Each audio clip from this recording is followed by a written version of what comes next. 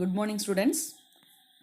Today we are going to see Unit 12 Atomic Structure Part 1. Students, in this session we are going to discuss about Introduction of Atomic Structure, Dalton's Atomic Theory, Fundamental Particles, Discovery of Electrons, Protons and Neutrons, Thomson's Atom Model, Valency, Types of Valency and Variable Valency. These topics covered the page number 124 to 130 in our textbook. Let us see one by one.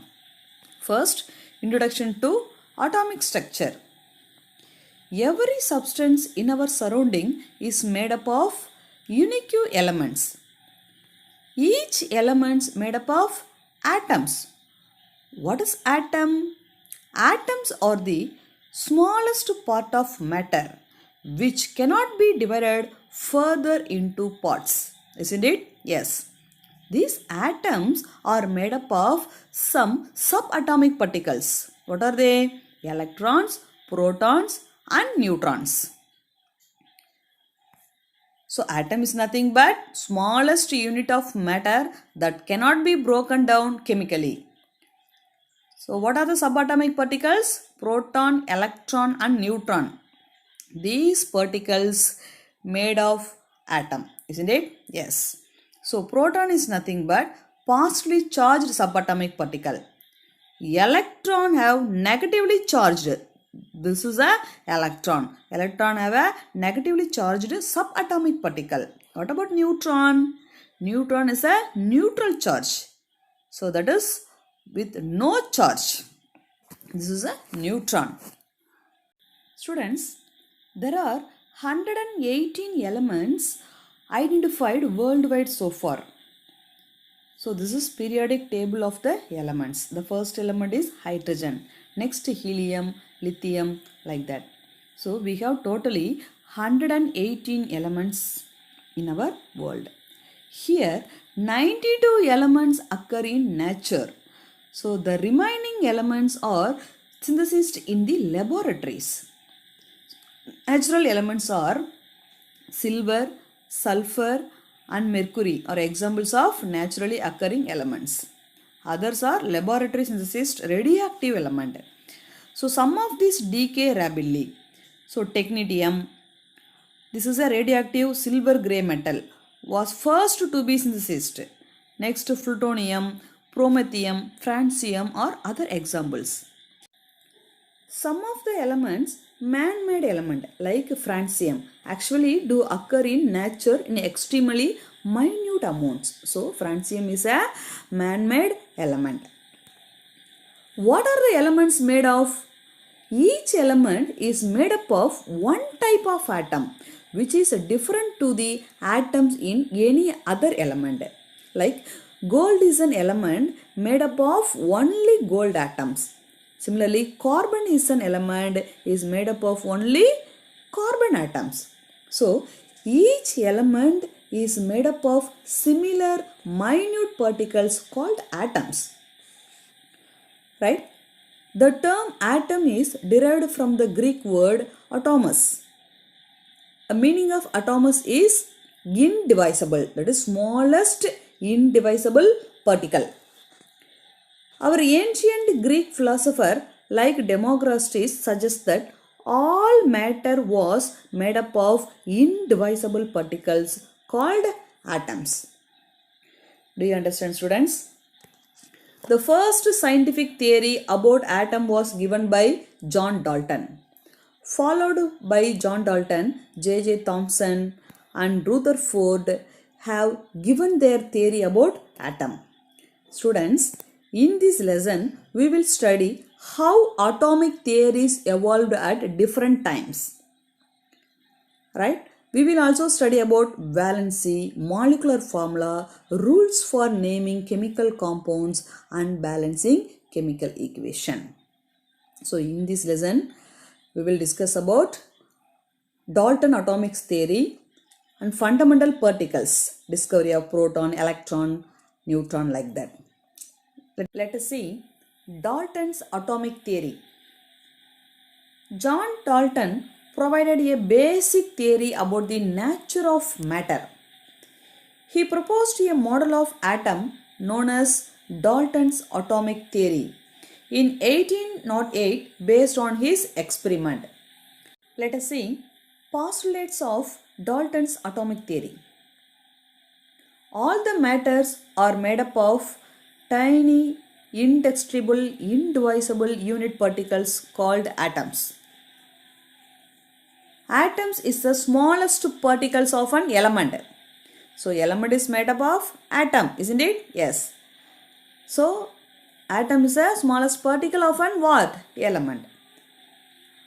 Molecule is the smallest particle of compound because compound is made up of molecules, isn't it?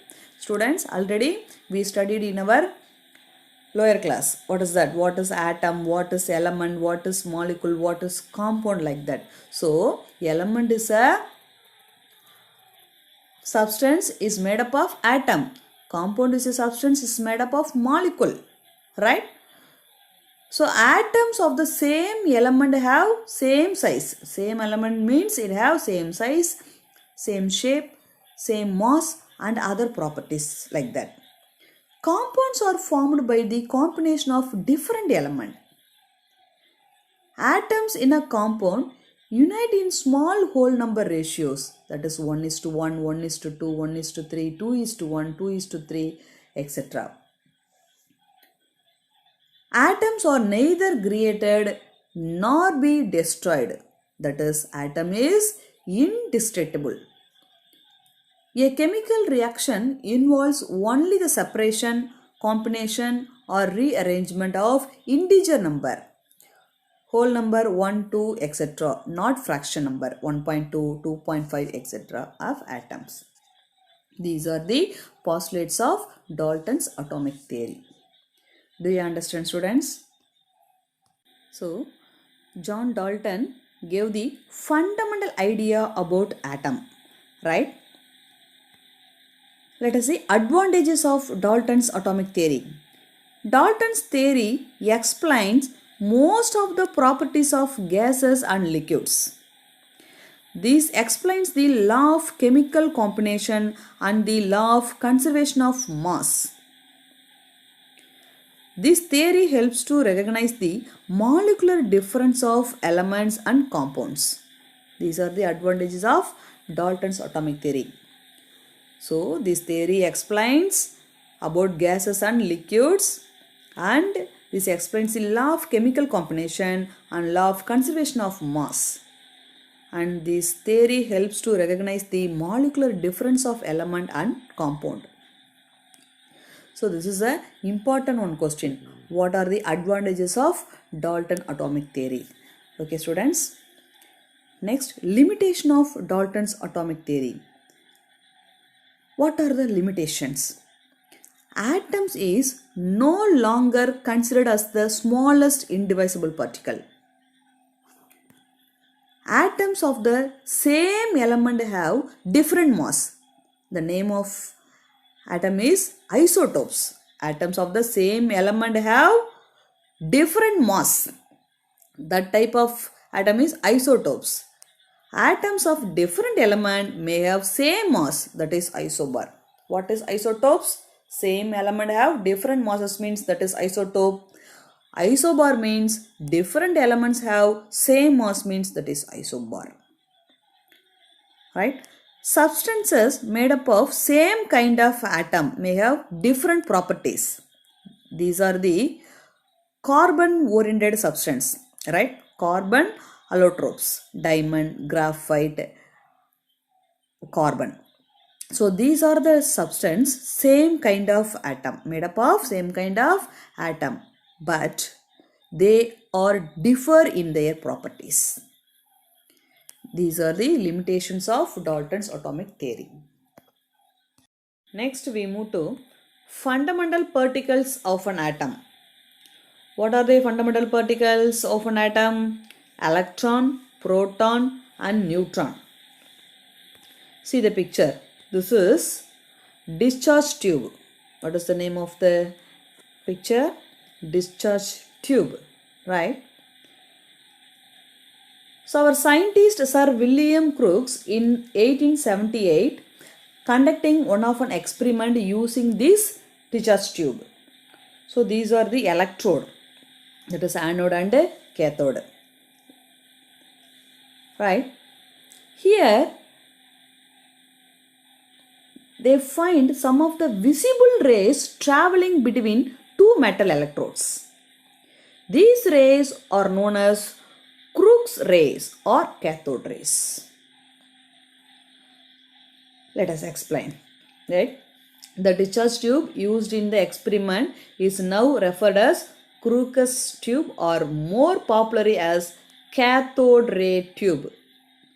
So Crookes rays or cathode rays. This is the name of the tube, right? Let us see how he found the visible rays between these electrodes. The cathode ray tube is a long glass tube filled with gas and sealed at the both ends. It consists of two metal plates which act as electrodes. These are the metal plates. These metal plates act as what? Electrodes. These electrodes connected with high voltage. The electrode which is connective negative terminal of the battery is called the cathode. So this electrode is connected to the negative terminal of the battery. So the name of the electrode is cathode. Another one electrode is connected to the positive terminal of the battery. So the name of the electrode is anode. Do you understand, students? There is a side tube which is connected to a pump. This is a side tube. This side tube connected with pump. The purpose of using this pump is lower the pressure inside the discharge tube. Now he found some visible rays traveling between two metal electrodes. Right? These rays are known as what ray? Crookes rays or cathode rays. Next, we move to discovery of electrons. Students, who discovered electrons? J.J. Thomson, an English physicist, discovered electron in the year 1897. Who discovered electron? J.J. Thomson. Let us see how do we get electron from this experiment. Student, what is the name of the tube? Cathode ray tube. Right? This tube contains electrode. What are they? Cathode and anode. These electrodes are connected to the battery. Right? When a high electric voltage of 10,000 volt or more is applied to the electrode of a discharge tube, this discharge tube containing what? Air or any other gas. At atmospheric pressure means there is no electricity flows through the air. So more than 10,000 volt applied to the electrode. What will happen? There is no electricity flows through the air because these air are in the presence of atmospheric pressure. So there is no electricity flows through the tube, right? After some time, the same voltage, that is 10,000 volt, is applied to the electrode of discharge tube. The discharge tube containing air or any other gas at very low pressure. So before it in the atmospheric pressure, so only there is no electricity flows through the air. Now the gas at the low pressure in the presence of discharge tube. What will happen now? One of the invisible ray coming from the cathode. So when the high voltage applied to the electrode in the presence of low pressure, right? So one of the greenish glow is observed on the wall of the discharge tube behind the anode. So the ray coming from cathode, that greenish glow is observed behind the anode in the wall, right? So these rays are called cathode rays because the ray coming from where? Cathode. So the name of the ray is cathode ray. Later, they were named as electrons. What is that? Electrons. Do you understand, students? This is a method to finding electron from this experiment. Let us see properties of cathode rays. Cathode rays are emitted from the cathode when electricity is passed through an evacuated tube. The rays are emitted in a straight line perpendicular to the cathode surface, right? Yes. The rays cause glass and other material to fluorescence. The rays are deflected by a magnet in the direction expected for negatively charged particles. The properties of cathode rays do not depend on the composition of the cathode. For example, the cathode rays from an aluminum cathode are the same as those from a silver cathode. So, the property of cathode do not depend on the composition of the cathode. Do you understand, students? These are the properties of cathode rays. Next, we move to discovery of proton. Who discovered proton? Egon Goldstein, a German physicist, discovered anode rays and positive particles in the year 1898 while experimenting with a discharge tube. Let us see his experiment. Right. What is the tube? Discharge tube. This discharge tube containing electrodes. What are they? Cathode and anode. These electrodes are connected to the battery. Alright. So Goldstein repeated the cathode ray experiment by using a perforated cathode. On applying high voltage under which pressure? At very low pressure. He observed a faint red glow on the wall behind the cathode. Where is the red glow obtained? Behind the cathode. So, the red glow coming from where? Anode, right. So, one of the ray coming from anode and fall on the wall, right. Since these rays originated from the anode, they were called which ray? Anode ray. The name of the ray is anode ray or canal ray or positive ray. These are the other name of anode ray, canal ray or positive ray. Anode ray were found as a stream of positively charged particles. So this is a proton, right? So the anode ray is nothing but proton. The cathode ray is nothing but electron. Let us see properties of anode rays. Anode rays travel in straight line in the opposite direction of cathode rays. This is an important one. Anode ray travel in straight line in the opposite direction of cathode rays. Anode are made up of positively charged particles. Rutherford named these positively charged particles or proton. Who named positively charged particle to proton? Rutherford, right? Protons are positively charged and common constituents of atoms of all elements.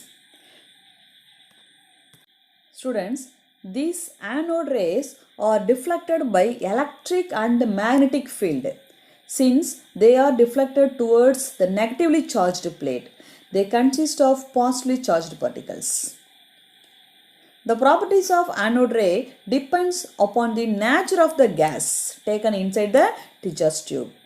So the anode rays depends on the gas present in the discharge tube.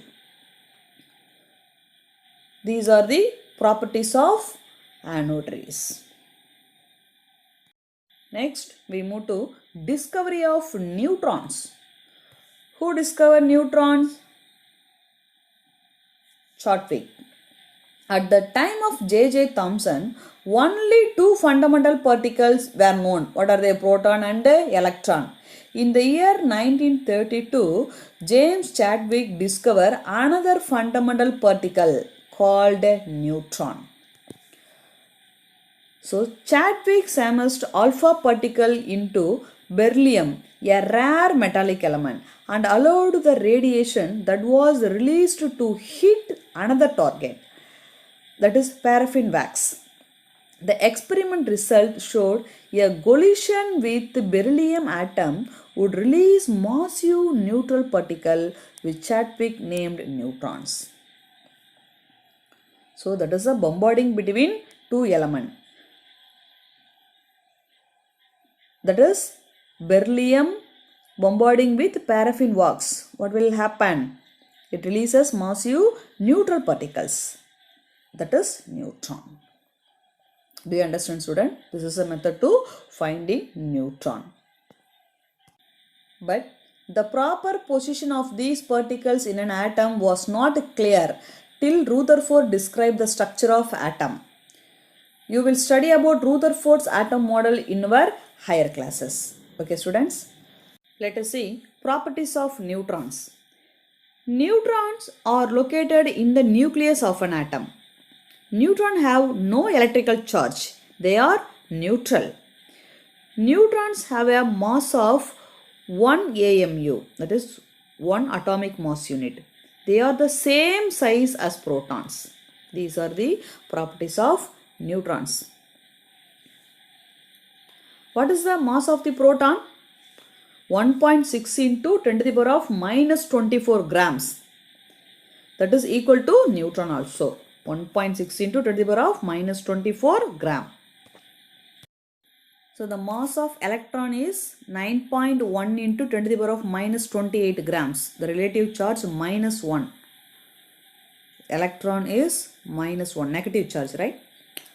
The mass of the proton is 1.6 into 10 to the power of minus 24 grams. Relative charge plus 1. Proton is a positive charged particle. The neutron mass is 1.6 into 10 to the power of minus 24 grams. Relative charge 0. The mass of proton is equal to mass of neutron. Both are same, isn't it? Right. The charge is only vary. So neutron charge is neutral. Next we move to Thomson atom model. So scientist J.J. Thomson, an English scientist, proposed the famous atom model in the year 1904. Just after discovery of electron. Who discovered electron? J.J. Thomson. After that, he discovered atom model. Okay. What he told? Thomson proposed that an atom consists of partially charged sphere and the electron are embedded in it. Right? The atom was assumed to consist of a sphere of uniform distribution of about 10 to the power of minus 10 meter. So, the shape of the atom resembles a sphere. The radius of the sphere is 10 to the power of minus 10 meter. The partially charged particles are uniformly distributed with electrons are arranged in such a manner that atom is electrically neutral. His model looked like raisins stuck off a surface of the lump of budding. The negative and positive charges are equal in magnitude. So, the atom as a whole is electrically neutral. The charge of atom is neutral because the atom have both proton and electron. Both are same values. So, atom is electrically neutral. Right? Thomson atom model was also called the plum-pudding model or watermelon model. Plum-pudding model or the watermelon model.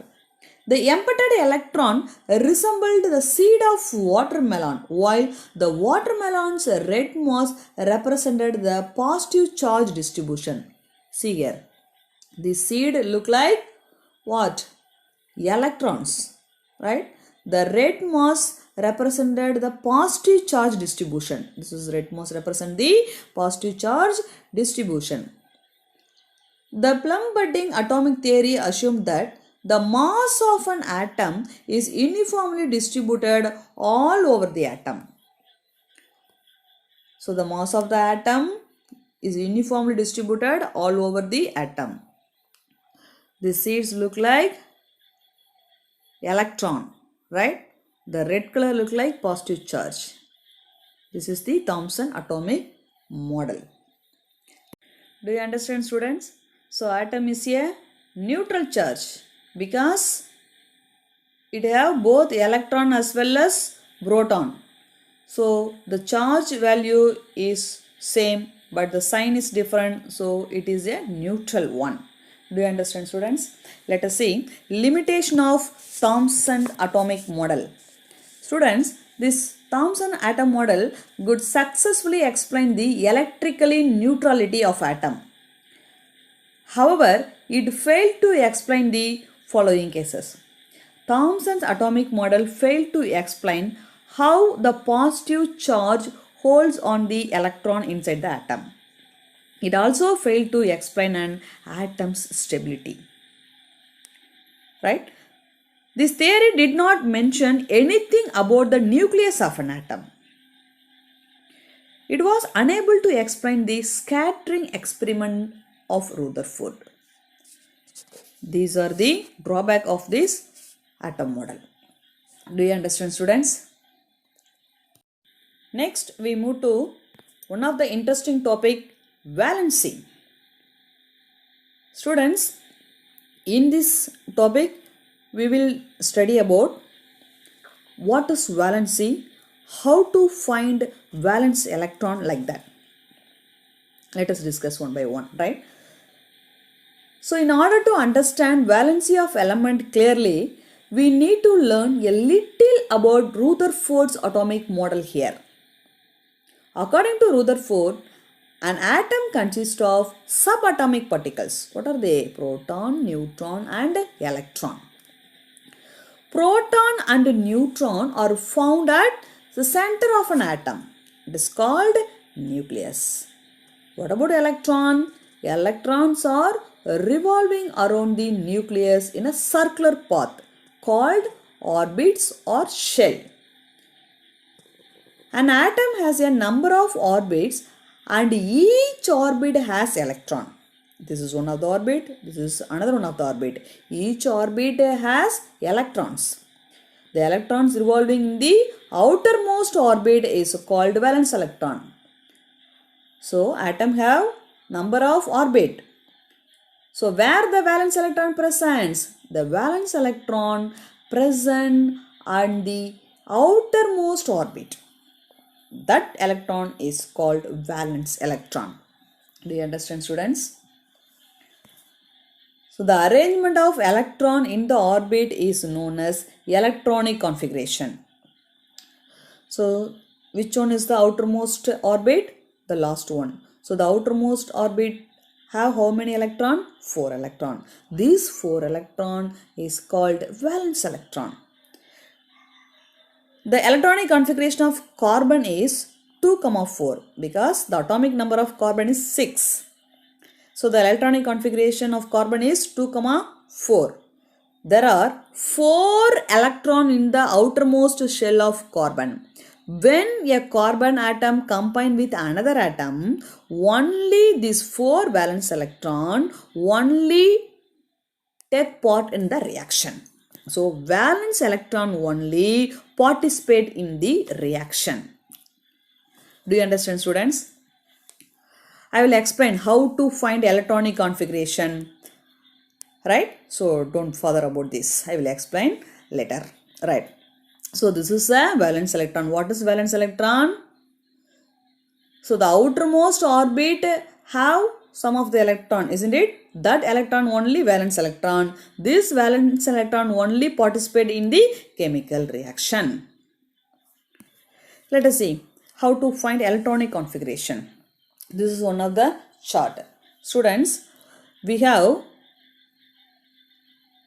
3 subatomic particles. What are they? Proton, electron and neutron. We have orbitals also. What are the orbitals? K, L, M, N like that. Similarly, we have some subatomic orbitals also. That is S, P, D, F. These are the subatomic orbitals. Right?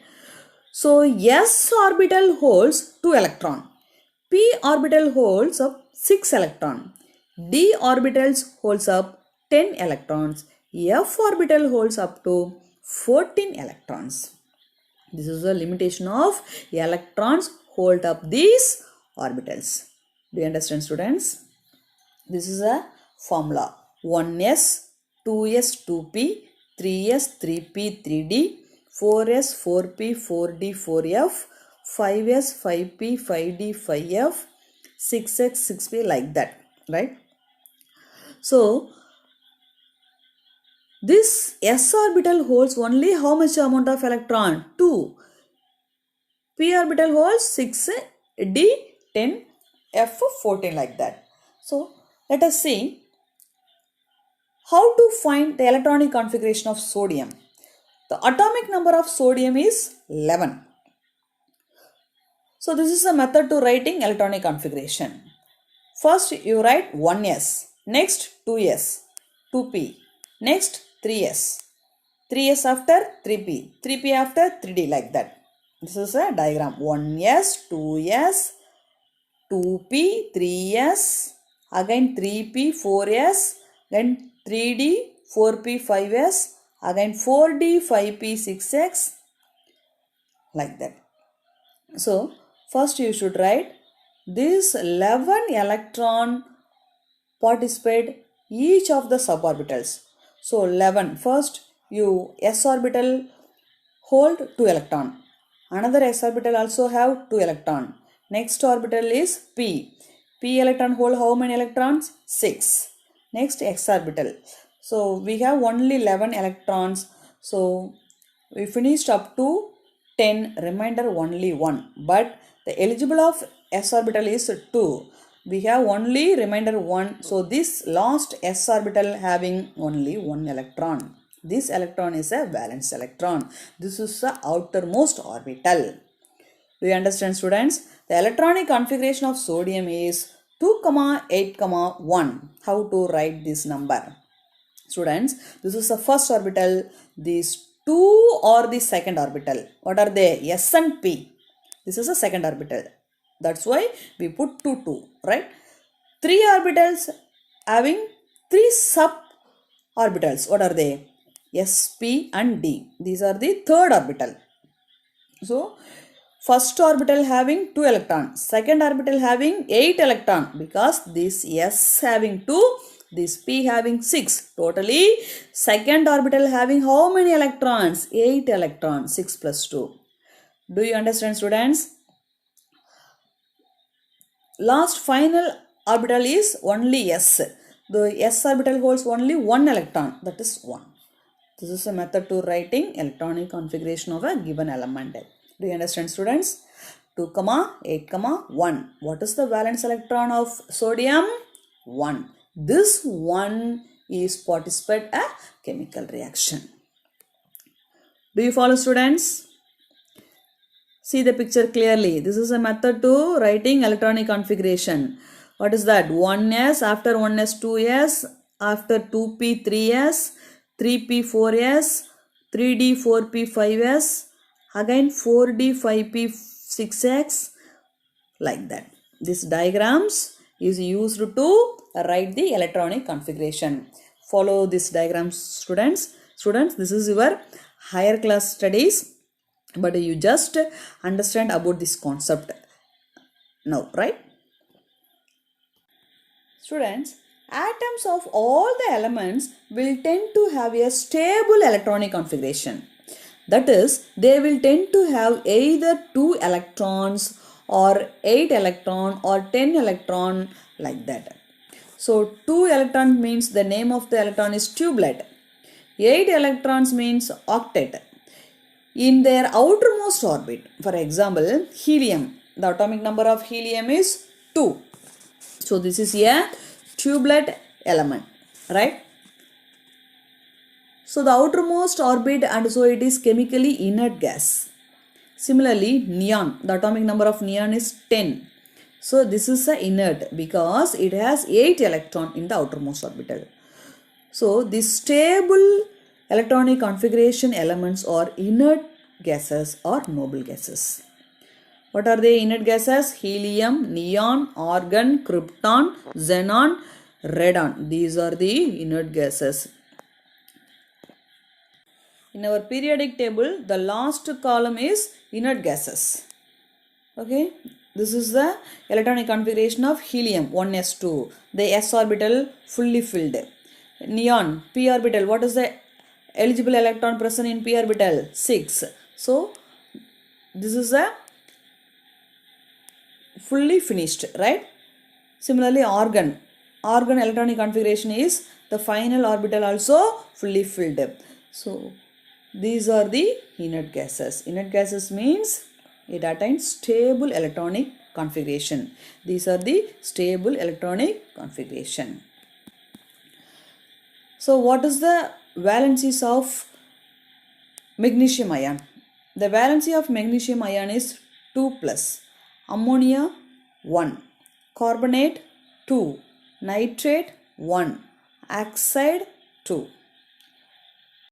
Students, I hope you understand about this concept, right? How to find valency of the given element. So what is the valency of magnesium ion? 2. So 2 presents in the outer orbit of magnesium atom, right? Similarly, ammonia have 1 electron in the outer orbital, isn't it? So only this is a valency of ammonia. Right. The valence electron in an atom readily participate in a chemical reaction, and so the chemical property of an element are determined by this electron. Let us see one example. This is a magnesium. This is a oxygen. The valency of magnesium is 2. So magnesium lose their electron. Ready to lose their electron because the outer orbital having only 2 electron. What about oxygen? The valency of oxygen also 2. So oxygen need 2 electron from any other element. Then only magnesium combined with oxygen to form magnesium oxide. Do you understand, students? These 2 electron in magnesium transfer to oxygen element. So oxygen gain 2 electron. So magnesium loses 2 electron and oxygen gain 2 electrons to have an octet. Oxygen became octet element, right? So to form a magnesium oxide. So when molecules are formed, atoms combine together in a fixed proportion because each atom has different combining capacity. This combining capacity of atom is called valency. So valency is defined as the number of electron lost, gained or shared by a chemical combination so that it became chemically inert. So what is valency? The term valence or valency is often used to state that potential or capacity of an element to combine with other elements. For an example, in HCl, 1 atom of chlorine is combined with 1 atom of hydrogen and the valency of chlorine is 1. So valence or valency is the number of bonds formed by an atom in a molecule, that is valency. Next we move to types of valency. As we saw earlier, an atom will either gain or lose electrons in order to attain the stable electronic configuration. Right? In order to understand valency is a better way, it can be explained in 2 ways depending on whether an atom gain or lose their electrons. Let us see the picture. This is a what atom? Sodium atom. The atomic number of sodium is 11. What is the valence electron of this atom? 1. The outermost orbit having only 1 atom. This is the valence electron of this atom. This sodium is ready to lose their valence electron. Right? So, atoms of all metal will have 1 to 3 electron in their outermost orbit, means that atom is ready to easily losing the electron. They will have stable electronic configuration. So they lose them to other atom in a chemical reaction and became positively charged. Right? Such atom which donate electron are said to have positive valency. So one of the atom lose their electrons means that atom became positive ion, right? Positively charged. So for example, sodium atom, the atomic number is 11. So one electron is in outermost orbit, and in order to have stability, it loses one electron and becomes positively charged. That is, sodium has positive valency. So the sodium atom becomes sodium ion in lose their electrons, right? Similarly, all non-metals have 3 to 7 electrons in the outermost orbit of their atom. That time the electron does not ready to lose their electron because it is a more number of electrons, so only they do not lose their electron easily. In order to attain stable electronic configuration, they need few electrons from any other atom. So that type of atoms accept the electron from other atom in a chemical reaction and became negatively charged. These atoms with accept electron are said to have negative valency. For example, chlorine atom. The atomic number of chlorine is 17. So the outermost orbit have 7 electrons. So the valence electron of chlorine is 1 because 1 electron is needed to attain stable electronic configuration of chlorine. So here 7. So this orbit having only 1 electron. So 1 electron filled means this orbit attain 8 electron. 8 is the electronic configuration, right? So the 7 electron in the outermost orbit, by gaining 1 electron, it attains stable electronic configuration, like inert gas electronic configuration. So the valency of chlorine is -1 because chlorine gain 1 electron. So this is a chlorine atom, this is a chloride anion. Next, valency with respect to atoms. Valency of an element is also determined with respect to other atoms. Generally, valency of atom is determined with respect to hydrogen, oxygen and chlorine. Let us see one by one. First, valency with respect to hydrogen. Since hydrogen atom lose 1 electron in its outermost orbit because the atomic number of hydrogen is 1. So the outermost orbit having only 1 electron, right? So its valency is taken as 1 and it is selected as the standard. So valencies of the other element are expressed in terms of hydrogen. Thus, valency of element can also be defined as the number of hydrogen atom which combine with 1 atom of it. That is chlorine. So chlorine need 1 electron. So hydrogen ready to give 1 electron. So this hydrogen combine with chlorine. So we get one of the molecule, that is HCl. Do you understand, students? Right. In hydrogen chloride molecule, 1 hydrogen atom combined with 1 chlorine atom. Thus, valency of chlorine is 1. Similarly, in water molecule. Water molecule, what is the formula for water? H2O, right? The valency of hydrogen is 1. This hydrogen also valency is 1. So oxygen need how much electron? 2, because the valency of oxygen is 2. This 2 hydrogen ready to give 2 electron to oxygen. Do you understand, students? So 2 hydrogen atom combined with 1 oxygen atom. So valency of oxygen is 2. Since some of the elements do not combine with hydrogen, the valency of element is also defined in terms of other element like chlorine or oxygen. This is because almost all elements combine with chlorine and oxygen. Because the valency of chlorine is 1, the valency of oxygen is 2. Let us see some more example. This is ammonia, right? The valency of nitrogen is 3. The valency of hydrogen is 1. 3 hydrogen atom combined with 1 nitrogen atom. So the valency of nitrogen is 3. Do you understand, students? Similarly, this carbon, the valency of carbon is 4. So 4 hydrogen atom combined with 1 carbon atom. So the valency of carbon is 4. Do you understand, students? These are the valency of different atoms. Next, valency with respect to chlorine. What is the valency of chlorine? Valency of chlorine is 1. So the number of chlorine atom with which one atom of an element can combine is called its valency. So this is a sodium chloride molecule.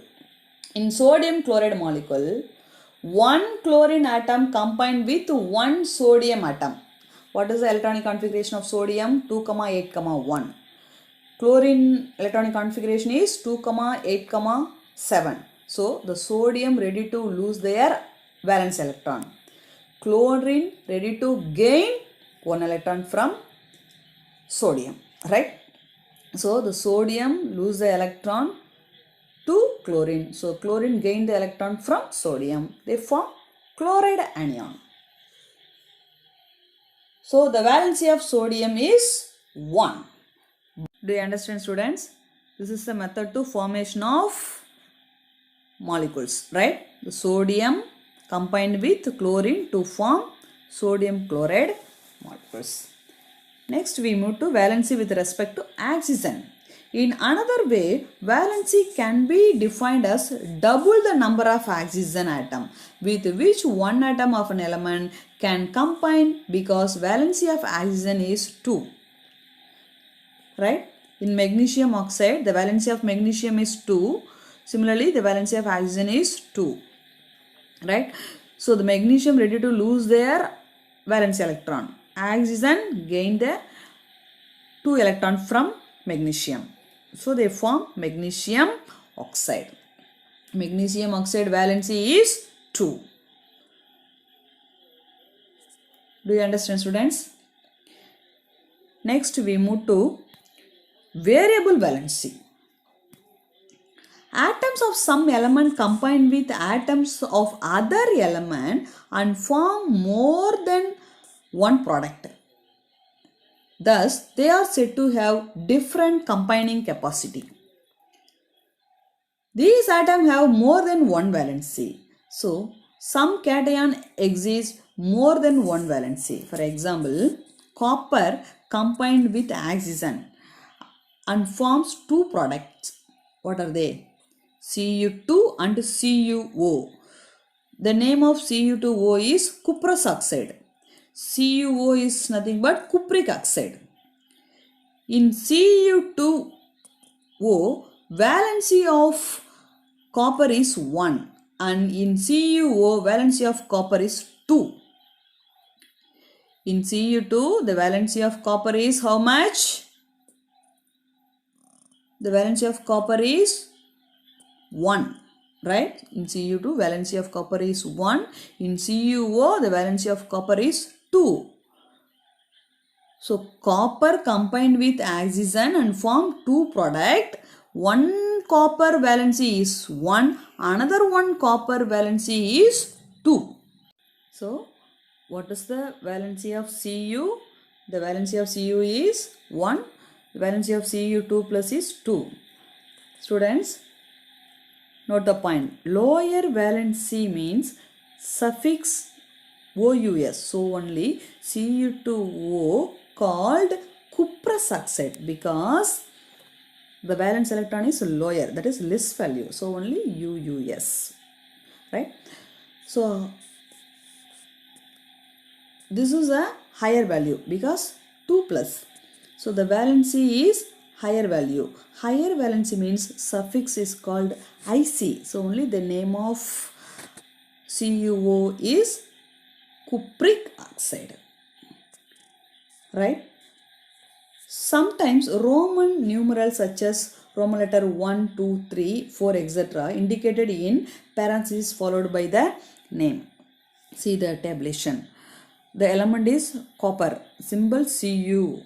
Lower valency state Cu plus or Cu1, that is a Roman letter, right? The name is cuprous.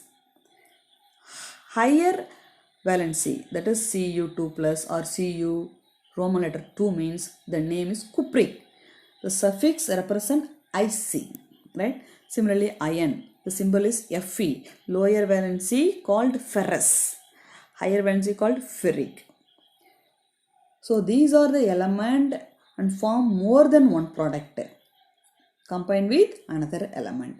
Do you understand, students? This is a variable valency. Same element but have different valency.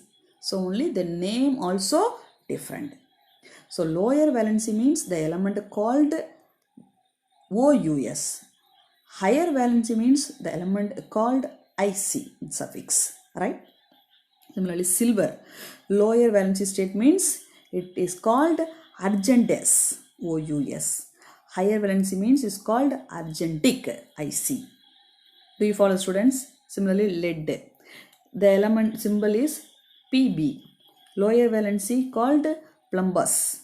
Higher valency also plumbous. Here only same name in lead. Sin, so that is standness, standnic. Mercury, mercurous, mercuric. Do you follow, students? Okay, students, this session is over. I hope you all are understand about this session. In our next class, we will discuss about what is ions, different valent ions, chemical formula or molecular formula, and chemical equation, balancing equation, like that. Okay, next we move to evaluation for this session. Define atom. Write the postulates of Dalton's atomic theory. What are the fundamental particles? What is valency?